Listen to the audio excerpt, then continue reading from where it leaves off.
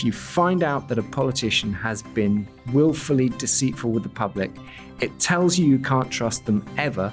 Social tipping points can happen very, very quickly. You can think that you're miles away from the change that you're looking for, and actually the conditions are carefully being put in place, and then suddenly things tip. Do you think we're in a sort of a unique time, a moment in history, or is this a sort of a cyclical thing where societies sort of correct themselves? If we just carry on going, oh, business as usual, everybody lies in politics, and this is the way it's always been done, if we just go along in that dopey, half-asleep way, we're going to wake up with a very nasty shock. My guest this week is Mike Berners-Lee. Now, Mike is a professor at Lancaster University. He's a researcher, writer, also a consultant to business. And his latest book is called A Climate of Truth. And it's a big challenge to us all and a sort of a roadmap for how the world could be a better place. So, welcome, Mike. Thank you. In what way would you change the world?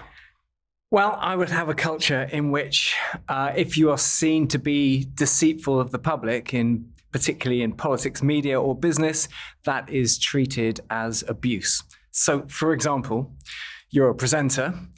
If somebody in your position is found to have groped one of your colleagues, you know that's the end of your career. And you also know that any of your colleagues who are found to have stood by in the knowledge that that's what you've been doing, that's probably the end of their careers too.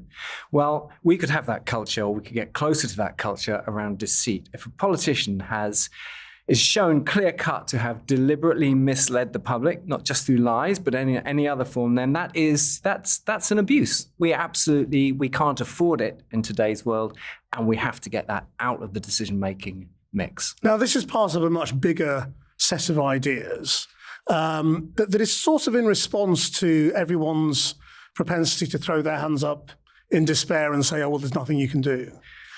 Well, I've been working on the kind of climate and wider sustainability agenda for the best part of a couple of decades now. And, we're not getting anywhere, right? The broad science on climate, that it's really, really serious, has been clear cut for at least 3 decades since we've been having the climate COPs.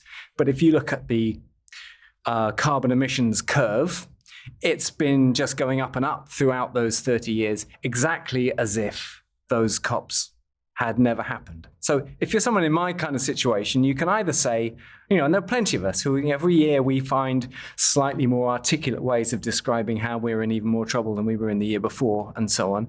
And every year we get a bit more frustrated that the world still isn't doing anything like what is required. And we just go round and round in a loop. And it's tempting to imagine ourselves on our deathbed just thinking, well, at least we might get the satisfaction of saying, I told you so. Why do you think that the doom-laden warnings aren't working? Well, there's a whole psychology of coming to terms with difficult news. I mean, that's part of it. There's a natural tendency to deny this stuff and then just get angry about it and then get depressed about it, or bargain with the problem and try and get it to agree to be less than it is. So maybe it's just a techno fix will sort it, or maybe I can offset it or something like that. All of that is just wishful thinking. Or then we get depressed about it and decide there's nothing we can do. And actually we need to come through all those phases and take ourselves to the point where we face the problem, because as James Baldwin said, nothing can be changed until it is faced. So we need to properly stare it in the eye. And then we can get ourselves to the point at which, for the first time, we might be able to start taking effective action. So where I'm coming from and what led to the book was a sense that, if what you're doing is not working year after year after year, and it's people who say we're making progress but not fast enough, that's not correct. The facts, if you look at the core facts on rate of emissions and so on, we are accelerating into the problem. So, if what you're doing is not working, it's important not just to carry on, but to stop, stand back, see the problem from new angles, see it from a greater distance, get a new perspective on it, and get under the skin of the problem. Like, ask yourself the reasons behind the reasons why we're not getting anywhere, and see if out of all that we can identify a new point of greatest leverage for anybody who cares about these things. And just by the way, it's not specifically a book about climate. Whatever you care about in terms of environment or social issues, actually I've come down to what I think is the point of greatest leverage for anybody who cares about any of this stuff and is frustrated that we're not getting anywhere. And it's truth. And it's truth. So why do you think truth is is gettable, is achievable, given it's currently not, and it hasn't been for quite a long time? Well, the good news about things going in the wrong direction is it proves it's a variable, right? And I'm not going to sugarcoat this. Like, it's pretty, if you look at what's going on in some parts of the world, especially on the other side of the Atlantic, things have taken a lurch in the wrong direction. But we've been lazy about truth, right? We've allowed situations in which we've voted for politicians, we've elected politicians who we know it's clear cut they've done things to deceive the public. Well, we could reset that, right, just by deciding that it's not acceptable. So I'll come back to my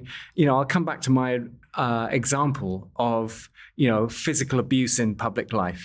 We've decided as a society that is totally unacceptable. It's disgusting, and we're not having it. And now, if we get an example of it, that person's out. Well, we can have that, and there's plenty of evidence that says humans are capable of cultivating the values that they know that they need in order to thrive as a society. And there's a couple that are really important we need to cultivate if we're going to thrive in the situation that we're in now as a species. And one of them is standards of honesty. And the reason for that is that the quality of decision making that we need now to see us through these incredibly complex, joined up, and urgent challenges is a higher quality. It's a more complex kind of decision making than we've ever needed before. And yet, the ability to confuse the facts, precisely because of that complexity and other things like AI and so on, and social media and so on, it makes it easier than ever to distort the facts.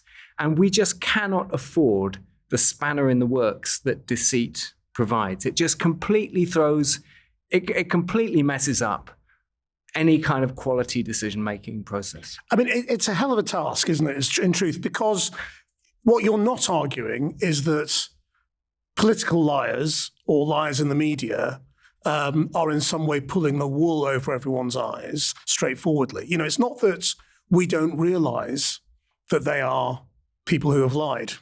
The example you use, among many examples, you talk about Boris Johnson.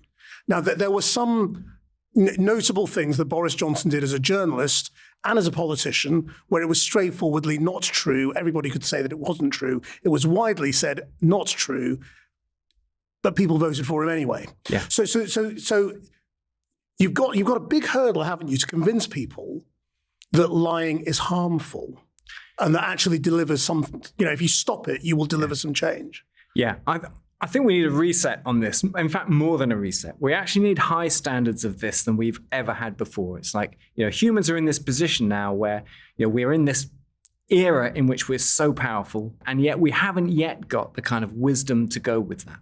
And we need to, that's like an urgent evolutionary challenge. We need to cultivate it quick. So we need to not just reset, but we need to do better than we've ever done before. So you could say, there's always been lying in politics, but that may be the case, but it's not acceptable now.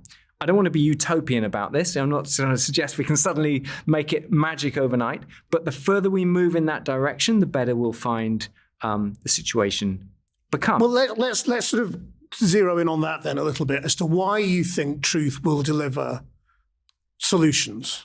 Because it enables high quality decision making. Right? If somebody deliberately misleads the public, that tells you they're not on their side. That's all you need to know.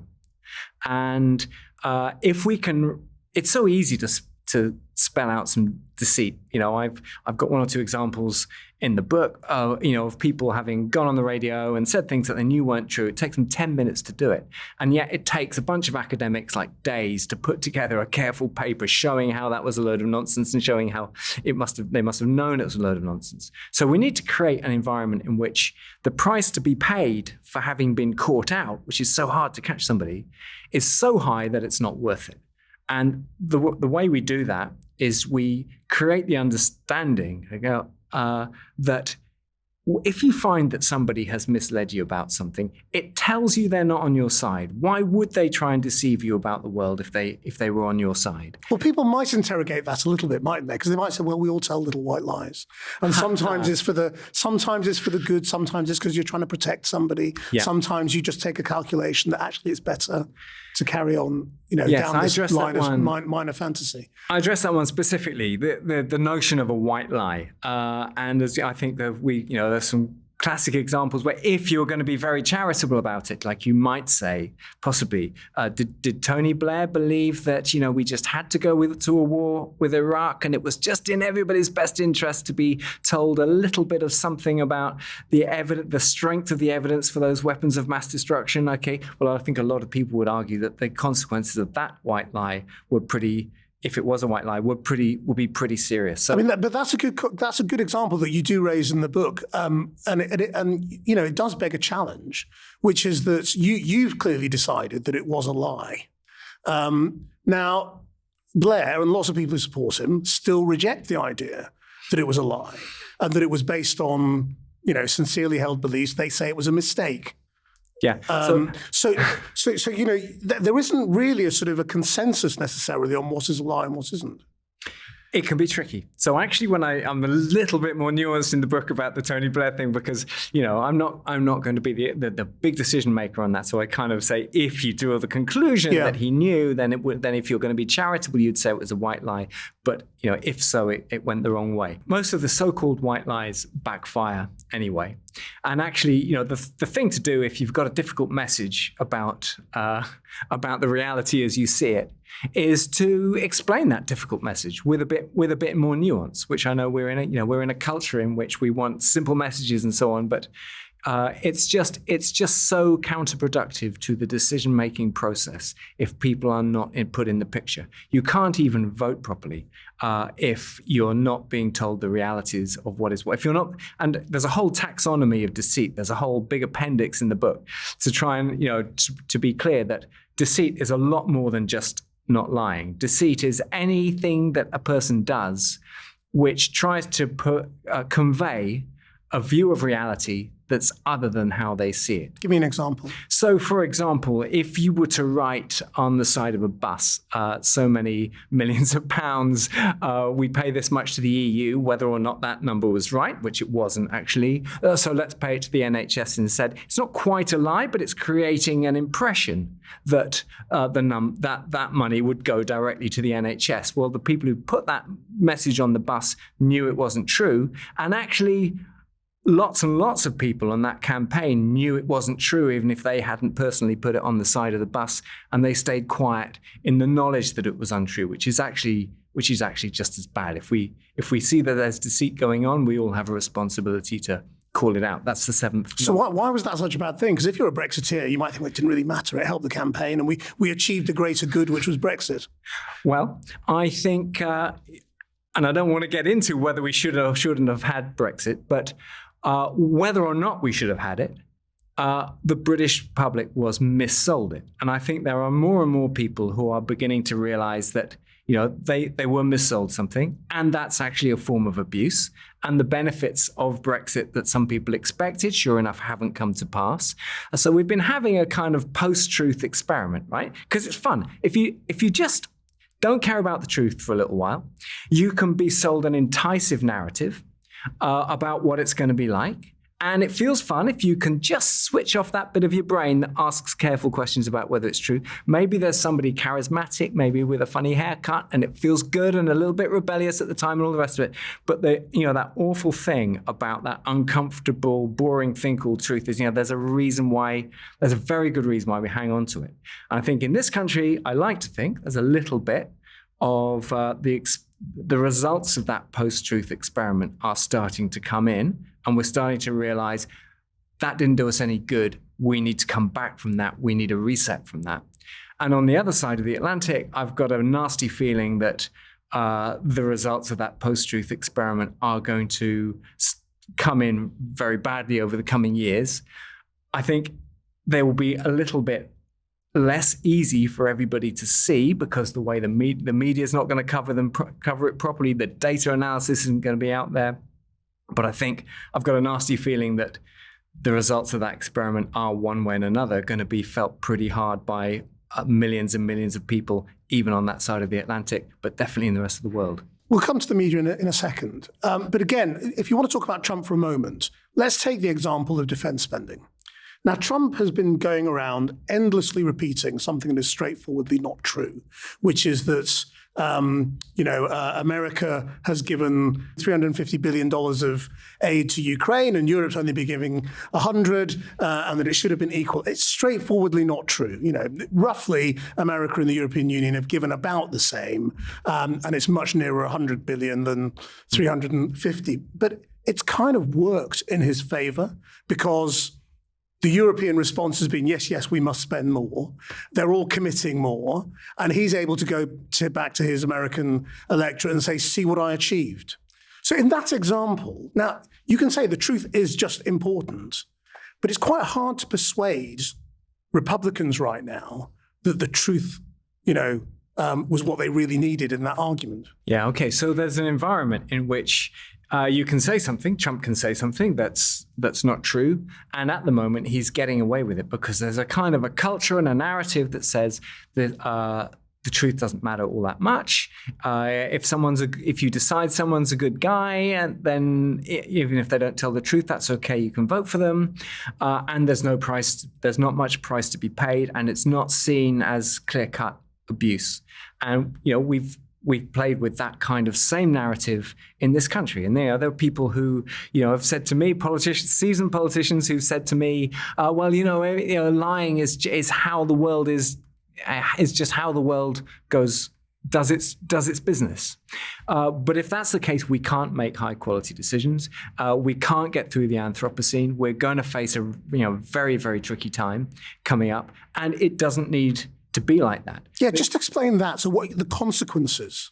Why do you link a Trump lie about, defense funding to Ukraine to actually the problems of climate change, of inequality, of everything else that you might want to solve? So I came into this from a climate change angle. So I was asking, and wider polycrisis. So I was asking, why aren't we getting anywhere when the science is so clear and so on?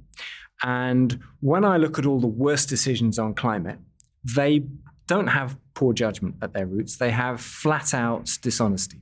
So if I take the climate COPs, for example, they have been cynically undermined by well-funded activities from the fossil fuel industry to undermine the science, deny the science, fudge the science, enable narratives about the kind of things that would actually get us somewhere that they know won't work. So they basically create a situation where they can allow the policymakers to say or do anything they like as long as it won't succeed in doing the one thing that matters, which is restricting the rate at which fossil fuel comes out of the ground. So that's kind of, that's how the climate COPs have been subverted by deceit.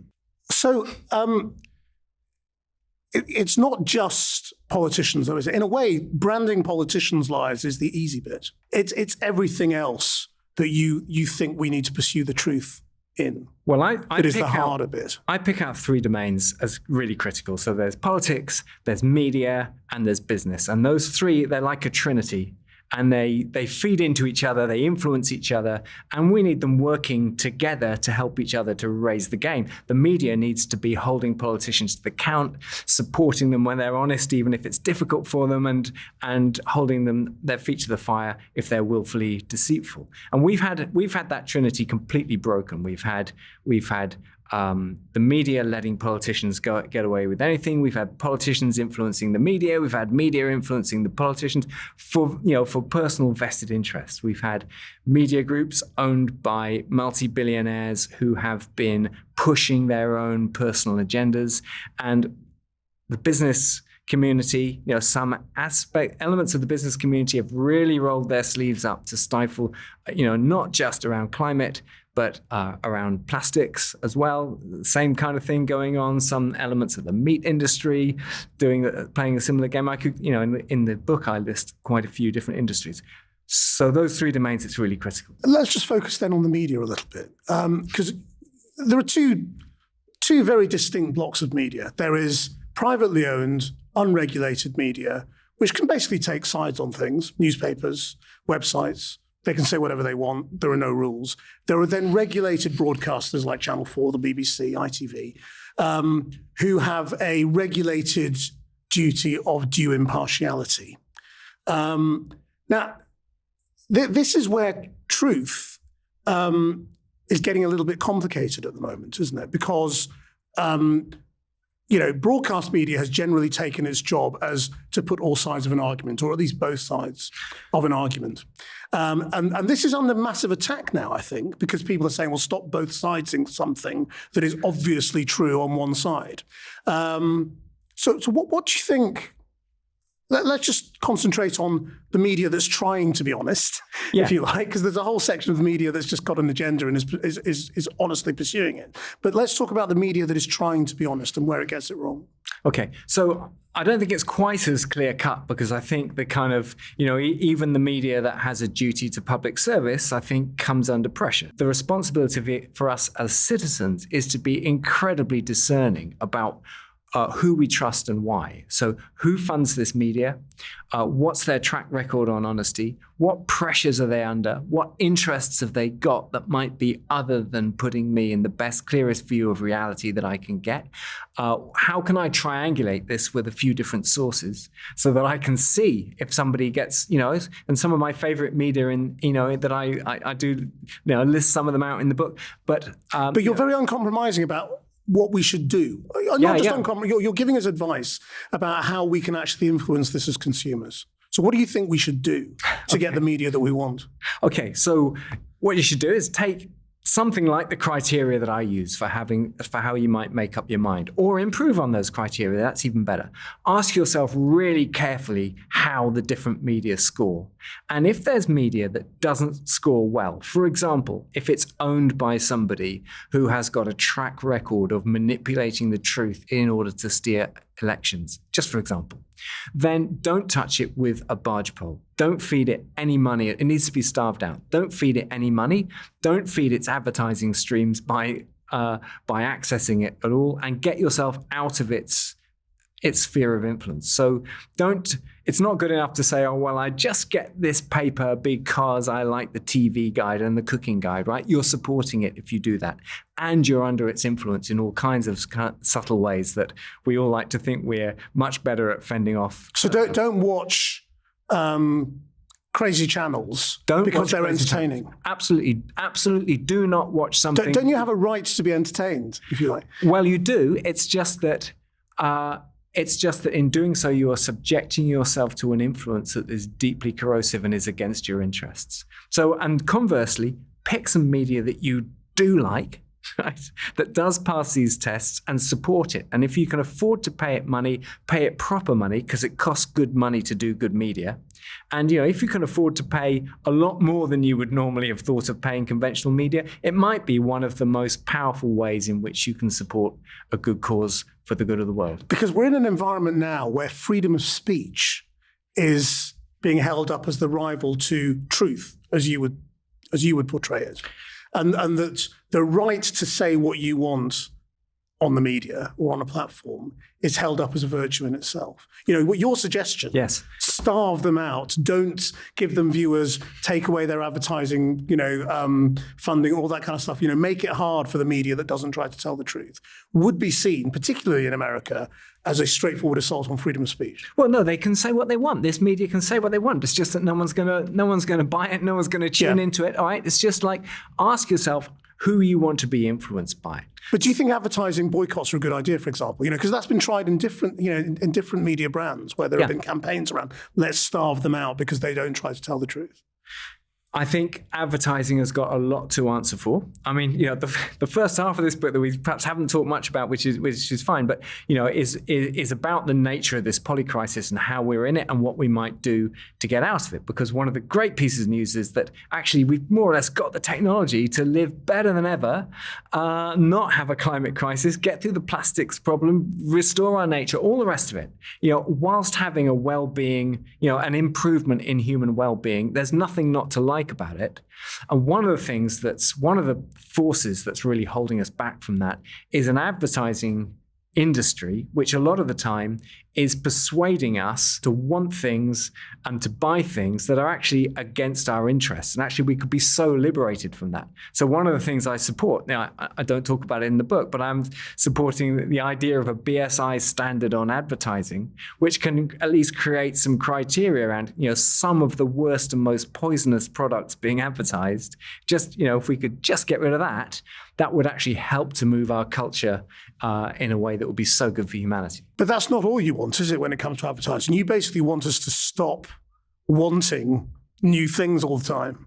Well, I want. I think I talk a little bit about what good industries look like in a kind of movement in a world that's transitioning towards sustainability. And the idea of an industry that most of the time is making its money out of persuading people to believe and to want things, whether or not it's in their interests, is just fundamentally it's worse than immoral. It's worse than amoral. It's taking us in a bad direction. Okay, it's something that it shouldn't be socially acceptable. If you've got friends in that industry who are working in that way, that shouldn't be socially acceptable. That shouldn't be something that they can just turn up at a dinner party and nobody talks about it because it's uncomfortable. So there should be social pressure on the advertising industry also to tell the truth. I think we have to, because it creates a point of greater leverage on all this. So, if you've got friends who read traditional or get involved in social media that it clearly has a corrupting influence, then we need to challenge them on that, because we need to create a culture in which everybody's thinking about this stuff. And it's like, oh, you read that paper, what is it about that? Is it because you don't mind being taken for a ride, or you haven't noticed? Is it that your critical thinking skills aren't that great, or is it that you just don't care? Or what is it? It needs to be something that is not socially normal. In the same way that you'll get the sack if you're found to have groped somebody, then we need the same. We need to bring that same culture in around deceit.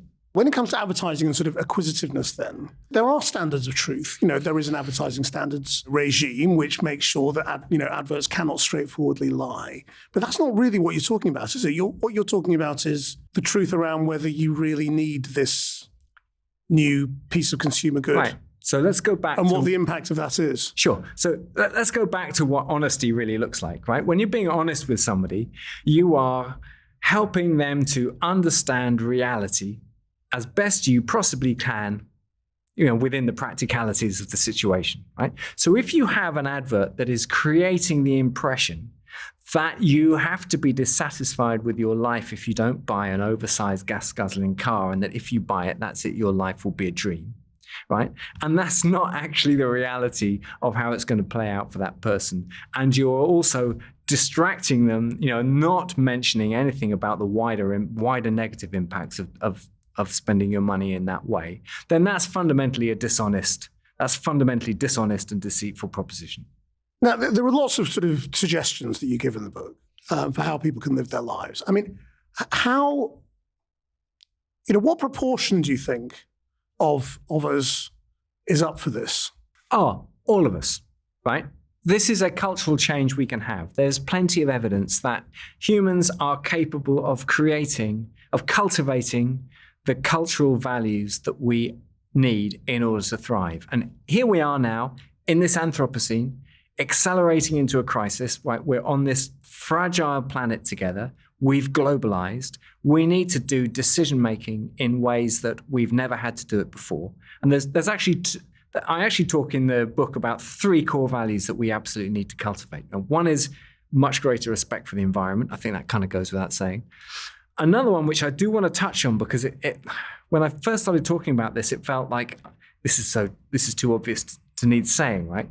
But we need to treat all people in the world with equal respect, right? As humans. That is, right? There's 8 billion of us on this planet together. We will either thrive together or we won't. And right now, there are narratives growing that really challenge that, right? That are really starting to say, maybe it's white men that should be the decision makers. Maybe it's, maybe people in one country are worth more than people in another country. Maybe it's this country first over that country. All of that is deeply poisonous, and we need to challenge that. And then the third value is truth for its own sake. And that's because it's required for the quality of decision making that we need. and it's becoming ever easier to hide it. So we need there's a little bit of maths in the book that says if you, the price to be paid for being found out for having been deliberately deceitful over a matter of policy needs to be greater than the benefit you thought you'd get if you got away with it, times the ratio of how much work it takes to flush out deceit divided by how much effort it takes to sow the deceit. And that ratio is a very high number because it's so easy to be deceitful and it's so hard to put it back in the bag. So we need to create that very high price. And the way to create that price is to have a normal acceptance that if you find out that a politician has been willfully deceitful with the public, it tells you can't trust them ever on anything at all that you might care about. And it also tells you that you can't trust any of their colleagues who were seen to have stayed quiet in the knowledge of their deceit. And it's very clearly not a party political book that I've written, but I do pull out examples that were relevant at the time. And I wrote most of that book when one government was in power that was just being so routinely dishonest that there was not one MP left standing according to that criteria. But isn't the problem, you still come back to this question of willful deceit, the judgment on willful deceit and who decides? Because, even in your book, as you say, in the examples we've talked about, you lay it off slightly. You say, well, either they're very stupid or they're very bad. And it's difficult to be the person who says, well, I think they are actually very bad and that this is a deliberate lie. And all the examples we can think of, whether it's around the bus or the Iraq war or whatever it might be, there's still an argument about whether this was willful deceit or not. Yeah, sometimes we have to make judgment calls. Sometimes it actually doesn't matter. Sometimes you're left with a choice that says either this person's critical thinking skills are so poor that they shouldn't be in the job they're in, or they're not honest enough. So either way you get them out. Either way they're out. So if somebody starts saying climate change isn't we're not in a climate crisis, it's not a big deal, right? And there's one party in particular that's really, a few parties that really pushing that line. That tells you that either they don't know how to think or they're not being straight with the public. Either way, don't even think of voting for it. So how do you answer then the question of that is the problem, I suppose, with the COPs as well, and individual climate action by any country, which is, well, what's the point of us doing this if everybody else isn't? So if everybody who read your book started behaving like this, at what point do you get to a stage where you actually start changing the world? Okay, so I don't want to sugarcoat this. There's some big, I wouldn't say we're heading in a good direction at the moment. It does look extremely challenging, and the urgency of the poly crisis. I mean, there are no hard and fast sort of lines in the sand that tell us we know at this point we're really in trouble in it. But if we can stay below that, then we're fine. We're just exposing ourselves to ever increasing risks, and the rate at which we're exposing ourselves to them is getting faster and faster. So we're just getting to hotter, and we're throwing the dice ever more every year. So it's very, very challenging. And right now, if you look on both sides of the Atlantic, there's all sorts of things that's not going in the right direction. So it's an enormous challenge. Does that mean it's provably not one that we can get through? No, it doesn't mean that. What gives me hope? What gives me hope is that social tipping points can happen very, very quickly. You can think that you're miles away from the change that you're looking for, and actually the conditions are carefully being put in place, and then suddenly things tip. And we might be quite close to that now. I can't tell you what the mechanism will be by which America regains democracy and starts to and gets itself a culture in which the truth is really prized and mattered, and the quality of decision making goes up, and climate gets back on the agenda, and so on. But I can believe in the possibility of that mechanism. And I do think that the results of the post-truth experiment are going to come in. We're starting to get them in the UK. More and more people are seeing that. I like to think we're ready for a movement in that direction in this country. That's what I'm pushing for sure. It seems further away at the moment in the US, but when one country does it and they show how it's done, if we can do something really clever in this country that shows we can rise up and insist on a culture that just suddenly makes the outcome for British people better, we start getting the quality of decision-making that we need, which allows us to run our economy in a way that's Anthropocene fit, that starts to sort out our health service and inequality and just all kinds of things. The air gets cleaner, whatever. Other countries can look at that too. We're a globalized world. We can learn from each other far faster than ever before. So I can't tell you the exact mechanism. It does, we are heading for a dark place. If I was a betting man, I would probably bet against us getting by without having a very nasty time in the next decade or two. But it's definitely not proven. And the more we can move in this direction, the better placed we will be to deal with whatever situation we find ourselves in. Can we just come back to talk about the media a little bit? I don't know how many interviews you've done on this book, but I can imagine the reaction of most media is, yes, but come on, when are you going to live in the real world? Most people are not like this. Most people aren't prepared to make the sacrifice that you're asking from them, because you're saying, to the affluent, stop buying things, ask yourself whether you really need that. Don't travel on 10 international holidays a year if you don't really need to. Stop ruining the climate in terms of your own personal behavior. As is obvious, it's a big ask.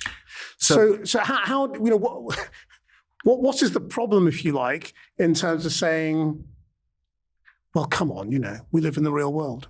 Yeah, we do live in the real world. Let's have a look at what that real world is like, because we're being given this narrative that we'll all not enjoy life as much if we don't get on those 10 flights. And that, GDP growth has to be the big master metric that we let govern our lives, and all sorts of things. There are all sorts of narratives going around that are pushed pretty hard and don't get challenged all that much in mainstream media and in mainstream politics. And they're actually not right. Okay, it's pretty frustrating. And what I'm advocating is not a hair shirt. It's not, this is what's so frustrating, right? Is I'm actually advocating a quality of life improvement.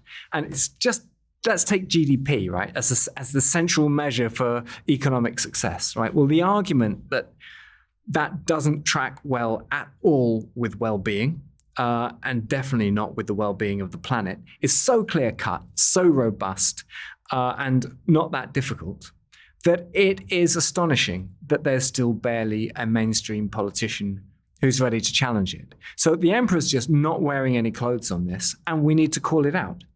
I have got some other good news, just to be optimistic about this for a second, is that more and more people see this, but don't see that everybody else sees this. So I do quite a lot of talks to business audiences, and I've been carrying out a little experiment, and I've probably carried it out with about 10,000 people now across, 30, 40 talks, something like that, where I spell out what I think is going on in the poly crisis and how I think we're getting on. I show the climate curves accelerating, the plastic curve accelerating even faster, the endocrine disruption, all the rest of it. I lay out what I think is a very serious situation.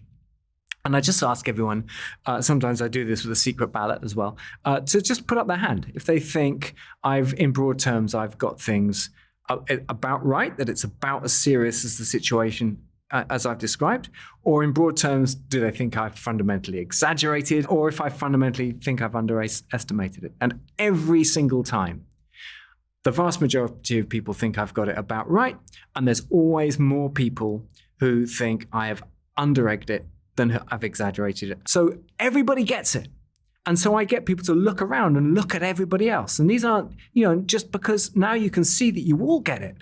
And isn't it funny? Because we're not acting as if we will get it. So again, in terms of the way the media should behave responsibly, you see, if I do an interview with Ed Miliband about the government's plans on climate change, it's my job to challenge him and put the other side of the argument. Sure is. Now, what that means sometimes is that if he's broadly right about something, I will be sowing seeds of doubt in some viewers, and people will wonder, well, is he talking rubbish or not? And I will be raising the other side of the argument. Do you think that is a good or a bad thing? Well, if you're going to raise the other side of the argument, don't do it in a spurious kind of way. Don't cook. I think it's unhelpful to cook up an argument that isn't robust, in case you can catch them out or something. I mean, I think Ed Miliband, you can challenge him in lots of ways. He's trying to do the right thing within the constraints of certain things, but you could equally challenge him the other way. So I think it's definitely not healthy to present two sides of the argument as equal when one side's got all the evidence in it. Then ask challenges around the details of that side of the argument. What about the generations? Do you see a generational difference between people's attitude or demand for truth or susceptibility to lies? I think we're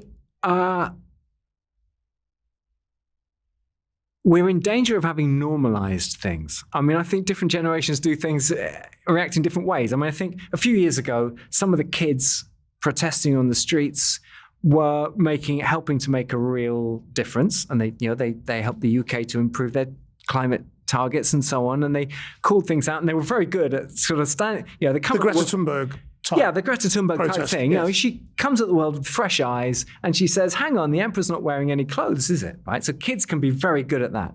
But equally, we're bringing up a generation in which we've been normalizing dishonesty, right? We've actually allowed a situation in which somebody who'd been sacked a couple of times for dishonesty in his previous job as a journalist got asked by a major political party to allowed to become a parliamentary candidate, right? At that point, we should have all been questioning what's going wrong in that party, right? Then finds his way to being an MP, then gets elected party leader, all the rest, right? And all this stuff is being normalized. And I've talked to, perhaps I won't name them this time, but I've talked to radio presenters and so on, and challenged them on, or when you have somebody who is being dishonest with the public, why don't you just hold their feet to the fire, until it's properly flushed out and they've apologized or something, if it's clear cut. Yeah. And they've just said, they'll probably say, well, look at what happened when Channel 4 did that. Okay. Well, what I got was, the public doesn't like it enough. But, if you've got a remit that says your job, you're given money by the government, and by the public, in order to educate, entertain, and inform, right? Then you've got to do the educate and inform bit properly and seriously. And what's frustrating at the moment, and one reason why we don't all act in the way that we kind of know deep down when we stop to think about it we should be, is because you turn on the radio in the morning and you'll occasionally hear a mention of something to do with climate, maybe something to do with nature, but you will pick up a whole flavor that says the appropriate response to this situation is broadly to carry on as normal. And we've got to snap out of that. But have you seen any evidence that young people who mostly get their information and news from social media and mobile phones these days are, any better or any worse at discerning what truth is? I think there's a full spectrum. I think there are loads of really smart young people. I know loads of young people who are very, very smart at this, and they properly ask critical thinking questions. And if there's any teachers listening to this, I would say one of them, you could do a lot worse than just running some classroom sessions with kids of any age. Just put people in front of adverts and ask them, what is this advert trying to make you think and want? What techniques are they using? Do you think it's in your best interest? And then put them in front of some media and ask them to go and teach them the skill of working out what you can trust and what you can't trust. And I think we all of us, every age group, needs to develop that skill and encourage each other to develop that skill. It's like a collective standard raising, and we can do it. And do you think we're in a sort of a unique time, a moment in history, or is this a sort of a cyclical thing where societies sort of correct themselves eventually over time when they go too far? No, that's a really good question. I think we need to be really clear. I think it's easy for any generation to say, oh yeah, we're in a special age, right? This is why this is such a critical age. It really is very, very special. So I've talked about this Anthropocene, right? So human energy use has been going up and up and up. We've been getting more power at our disposal every year for millennia. And that didn't matter that we were getting more and more powerful for a very long time, because the planet was still big and robust to what we could do with it. And then we started getting to be, and by the way, as we develop our energy supply, we also develop more technologies so we can do more things with this power. It gives, and through our use of energy and technology, we influence the ecosystem through a mixture of accident and design in a greater and greater way. It's taken us into the Anthropocene. And we've had a few decades of being able to get away with living as if we're not in it. But what's absolutely critical about right now is we're throwing the dice so hard that if we don't make a transition to an Anthropocene fit way of carrying ourselves as a species, we are going to experience a very, very nasty crunch.